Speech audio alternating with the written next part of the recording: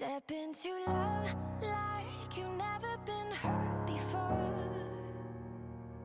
Step into trust like you've never been burned before. Hello and welcome to Braveheart Conversations, where we learn the art of love through brave and compassionate conversations. I am Jillian Landis, and I'm Marie Wallace. and we are your hosts today. Never been hurt before. Hi everybody! Welcome to Braveheart Conversations. We are so excited to talk with you today. Hello. With Marie here. We're going to talk about attachment. And this theme has really been coming up for me quite a bit recently, and I've just had lots of reflection on this topic. So we'll jump right in. I feel like this has been a word that has been a little demonized in the self-development community, that it's bad to have attachment, that it causes pain. And I totally understand the thought process that gets people there. And I agree, but it's a yes and for me. Mm-hmm. So I have learned that attachment to the outcome has caused a tremendous amount of pain in my life and doesn't work well for me. Mm-hmm. So if I can hold things more open-handed, instead of with a clenched fist. Not having expectations how things should turn out. Yeah. I agree. Yeah, and if I can, love someone without strings attached, knowing I don't know how it's going to turn out. To me, that's letting go of the outcome, attachment to the outcome. Or expectations. Right. And I think there's a huge difference between that and saying all attachment is bad. Mm-hmm. So I want to be attached to people in my life. I want to be attached to my friends and family and people that the divine brings into my world. Mm-hmm. I want to feel something if I lose them or if I have them as a joy in my space, or mm-hmm. Attachment is what gives us those feelings, and so it's the connection. It's being part of. We were made for a relationship, right? And we're made for belonging. Mm-hmm. So I think if we whitewash all of that, we lose something. I agree. We would lose any kind of, like you were saying, feeling for them, or even feeling the really depths of love and intimacy, mm-hmm. and belonging if we just let go of all of it. Yeah, I agree. Right. Yeah, and I think if we're really trying to get rid of this sense of belonging, that I just belong to everyone exactly the same and they all belong to me exactly the same, there's a loss in that. Mm-hmm. And there's a indifference in that. Indifference. And that feeling doesn't set well with me.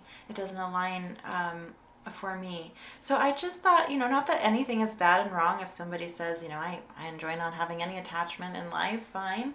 But I think it's worth discussing. I agree. I think that's an awesome discussion. Yeah. So what I gain from having attachment to people and belonging in a group or with a person, variety. There's vulnerability in that. I think that there is this false shield, this armor that people can put on if they say, I don't have attachment, or my goal is to not have attachment, right? Not going to feel anything, then I can't get hurt. Right, exactly. Don't you think? Yes, exactly. Yeah, it's this, I don't have to be vulnerable. Nobody can hurt me because it doesn't matter if you're here or gone, because I'm not attached.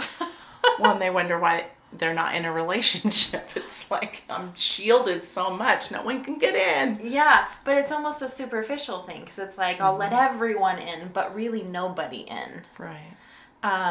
It's a really interesting concept, but I think that it's kind of growing in popularity from what I've perceived.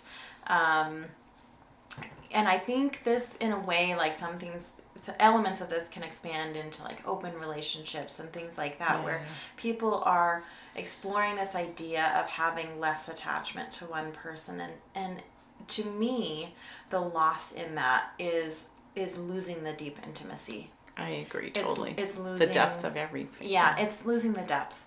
It's, yes, you might get quantity, and you're getting an experience with everyone, and you experience all of this love.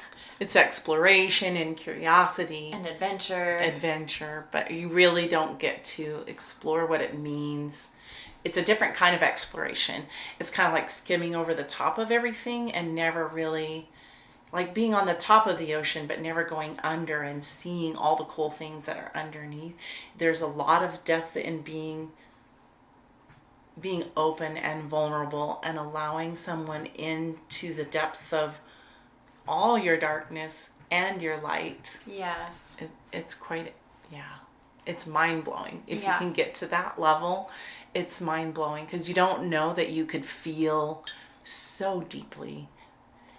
It gets it to a spiritual level.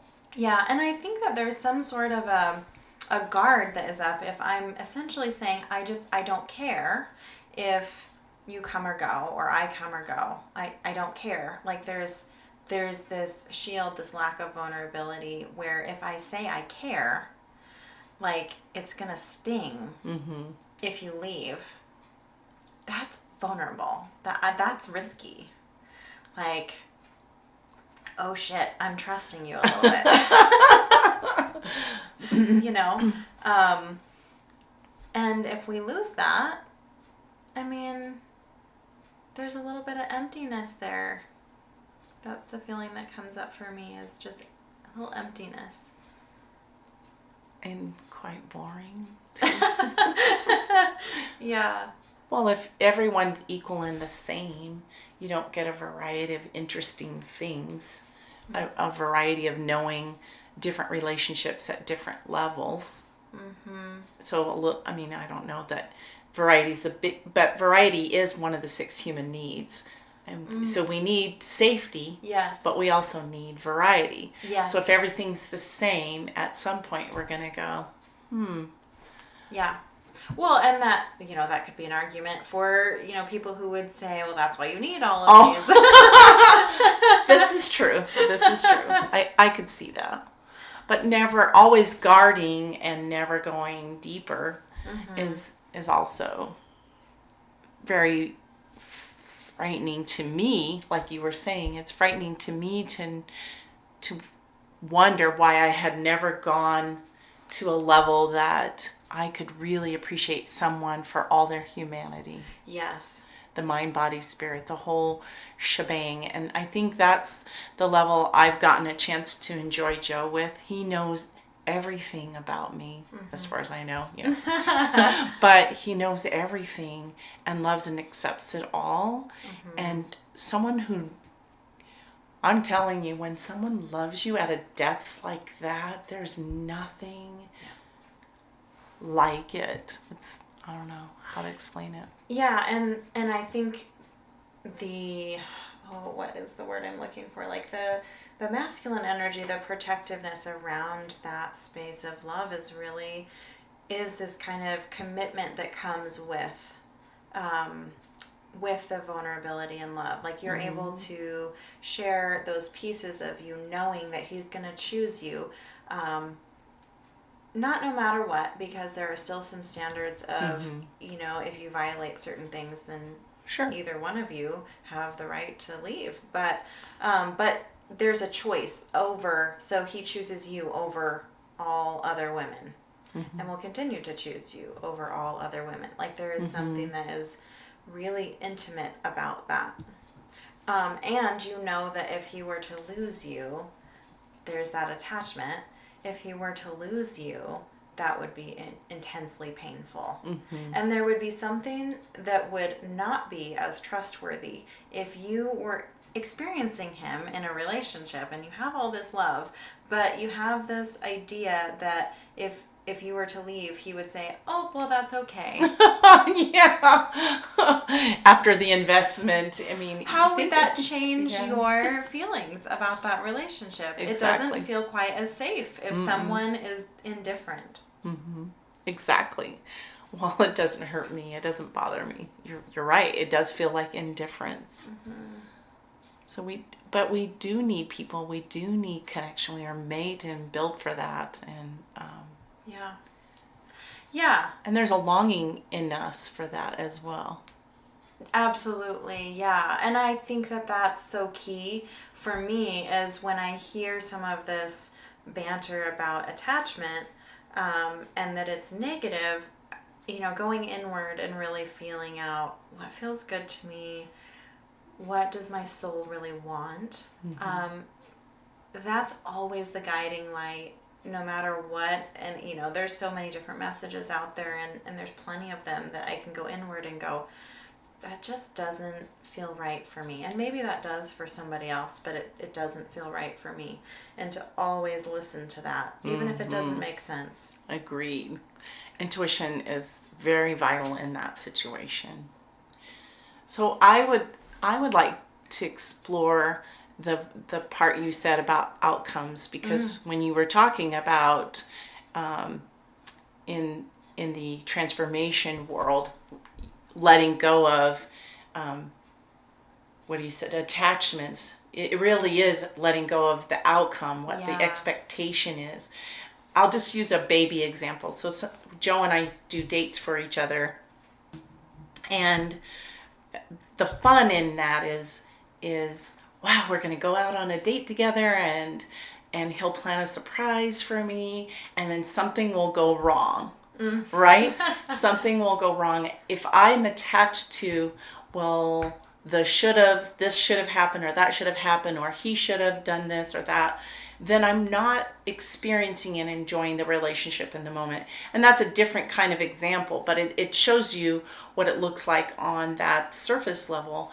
I'm attached to how it looks, what a date really is or should mean, versus and going back to the quality of the time instead of the quantity of the time.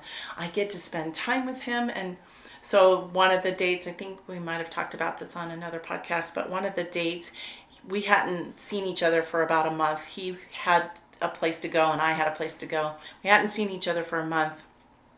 And we had this date planned, and my knee gave out on me and I couldn't walk.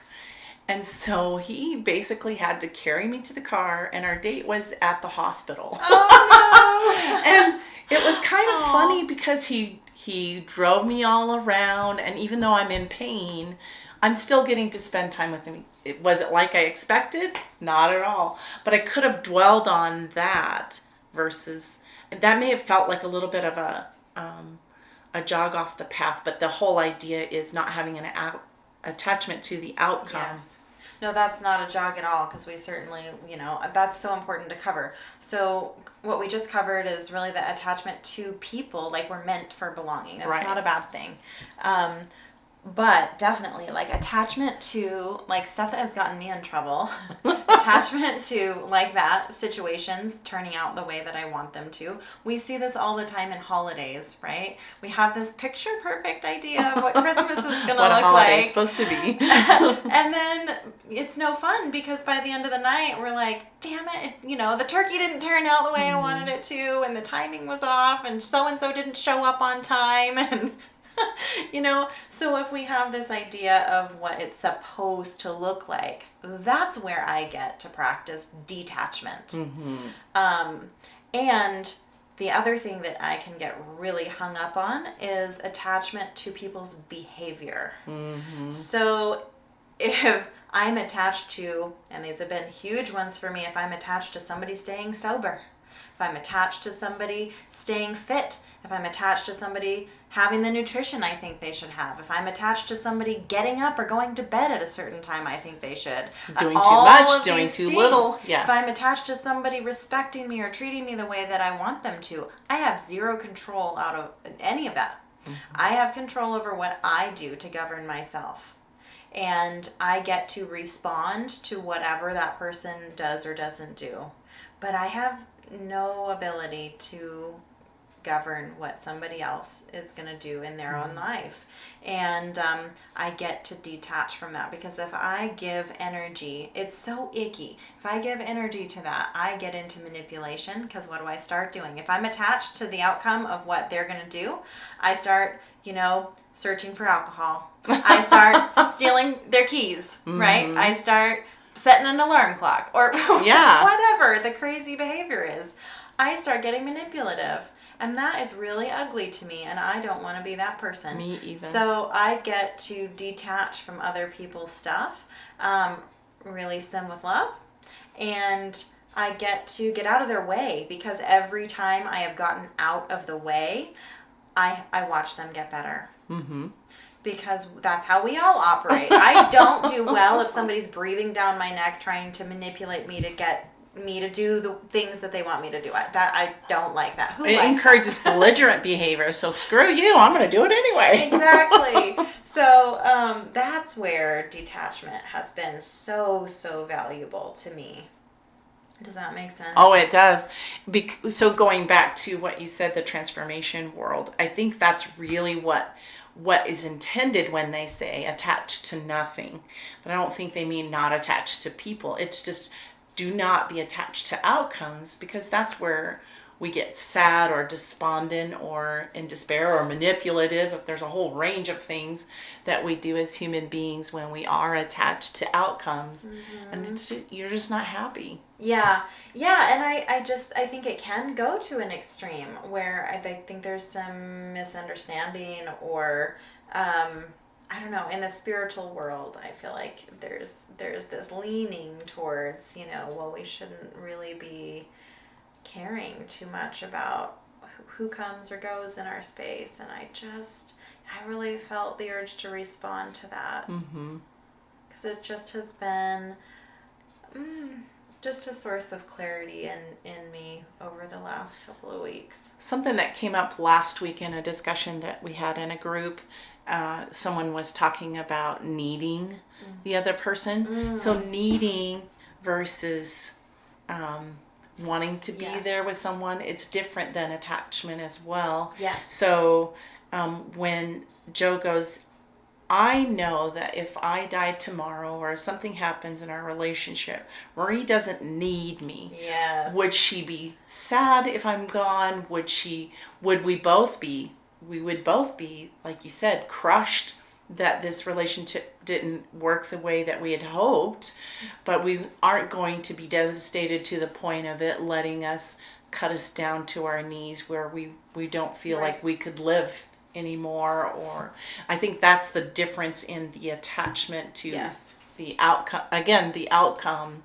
Will it be devastating if something happens? Because that's a relationship I really, really cherish.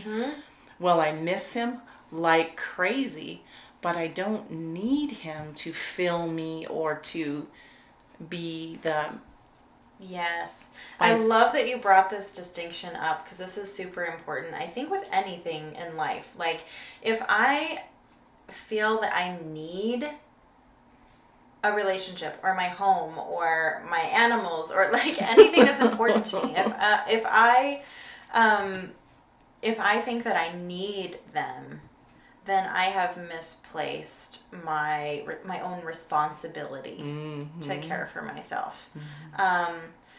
But I get to acknowledge and be vulnerable that I really want those things. And it would be devastating to me emotionally if I were to lose those things. I love them.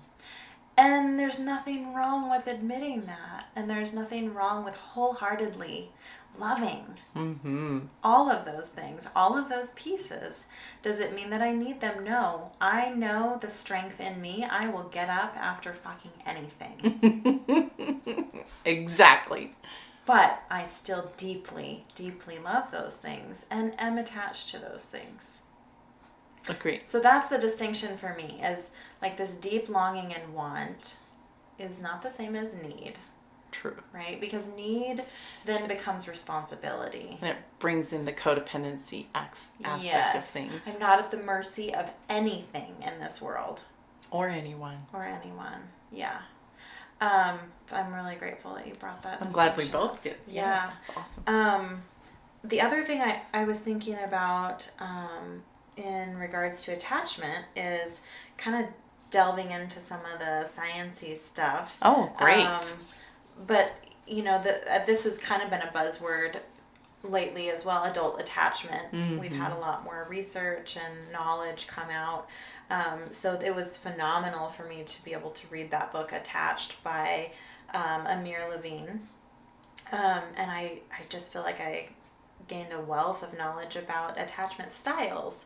And that was very empowering to know that we all attach differently and that none of them are bad and wrong. But it's good to be aware of how we attach. So just a short little recap, there's 3 different attachment styles. One is anxious attachment, one is secure attachment, and one is avoidant attachment.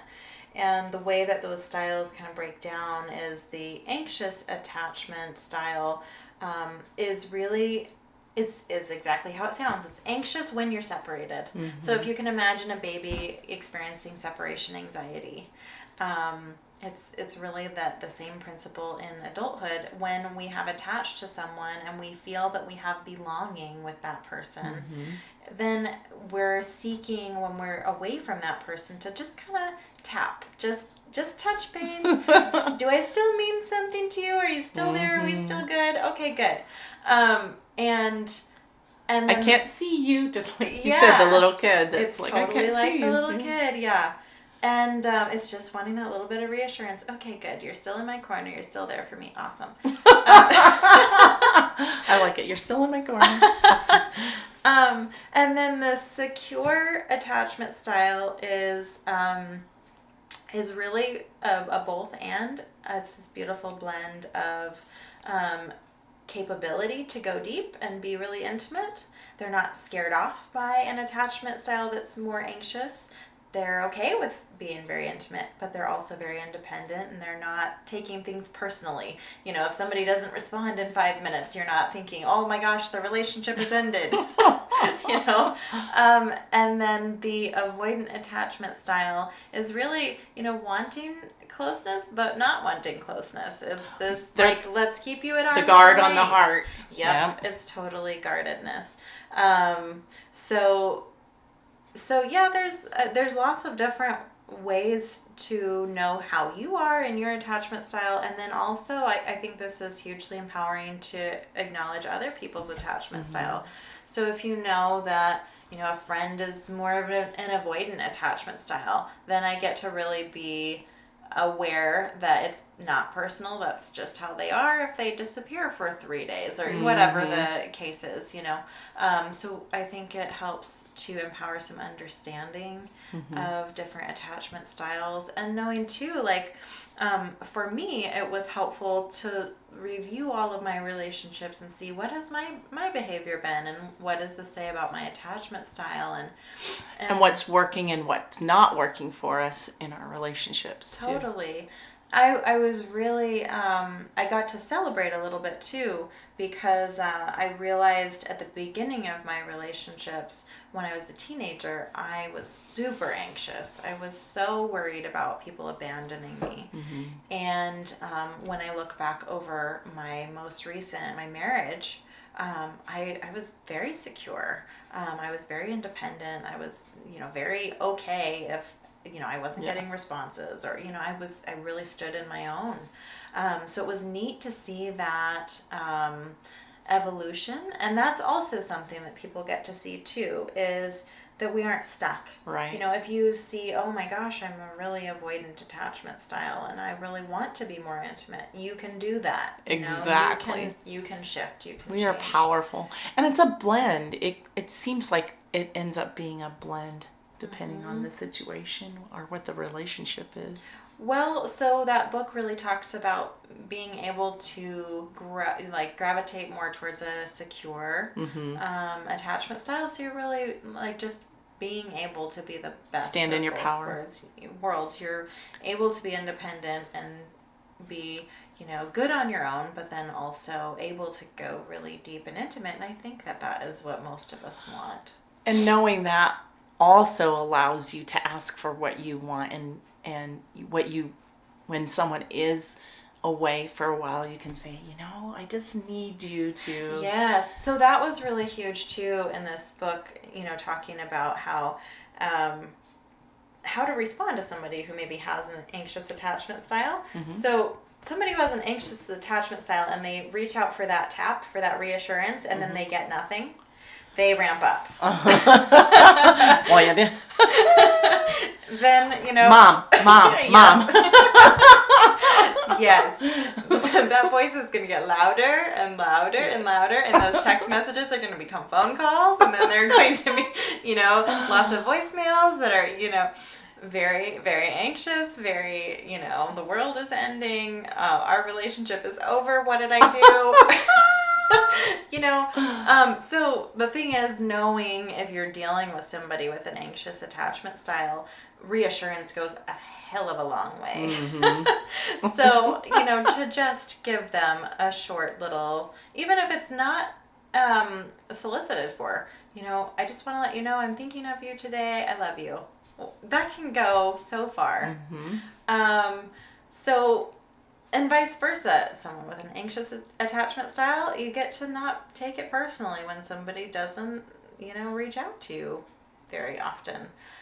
It says nothing about you, which is, how often is this we the take message, it personal, right? It has nothing to do with you. It has to do with their own attachment style. What I also really liked about that book is that it's really talking about an attachment system that's activated, much like you would talk about your limbic system. Mm-hmm.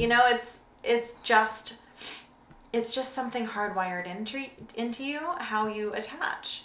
And it's nothing to really be judged. Some of us have the capacity, and this was another thing that came out in that book, we all have a different capacity for intimacy. And so when we pair with someone who has a similar capability for intimacy, that tends to go a lot better than somebody who has a really high capacity for intimacy and someone who has a low capacity for intimacy, because one person will always be starving for intimacy and the other person will always feel overwhelmed and probably annoyed. Well, even if you're talking about the avoidant with the anxious, because you're going to have one that always needs the attention and you'll have someone who's always avoiding that.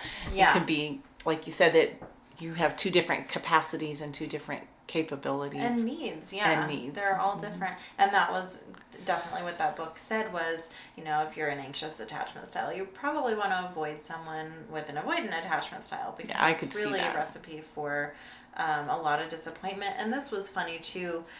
To me, just an observation, I think and it's very often true that the anxious attachment does pair with the avoidant attachment style. I can see that. And what ends up happening is there's a power dynamic here then. Mm-hmm. So the avoidant attachment ends up in really a position of power, because the anxious attachment style is always having this deep need for intimacy, and it's always at the beck and call. It's always at the decision of the avoidant when that's going to be given or not. So it just creates this a big power dynamic. Yeah, agreed. Miserable power dynamic. I've been in one of those before. It's not a good feeling, because it just feels like you never know when. Well, it just creates a lot of chaos and a lot of, you don't get to really talk or communicate, because they decide when that happens. Yeah. And it just doesn't work well together. No, it doesn't. And I think it creates a lot of insecurity too, because then the avoidant attachment style is thinking, well, what's wrong with me? Do they just not want me? Well, no, they just have an avoidant attachment style. They're not talking to me. It goes back to the end of the world and it ratchets it up again. Yes, yeah. I can feel that. Yeah, so it's a really empowering book to have that knowledge, and to give permission to everyone where they're at. I think that was a big thing I walked away with was, it's not a judgment about somebody who has an avoidant attachment style or an anxious attachment style. It's just acknowledging where they're at in that journey. And I can look back at times in my life when I was demonstrating a really anxious attachment style, and I needed to walk through that. I needed to learn from that, and I did.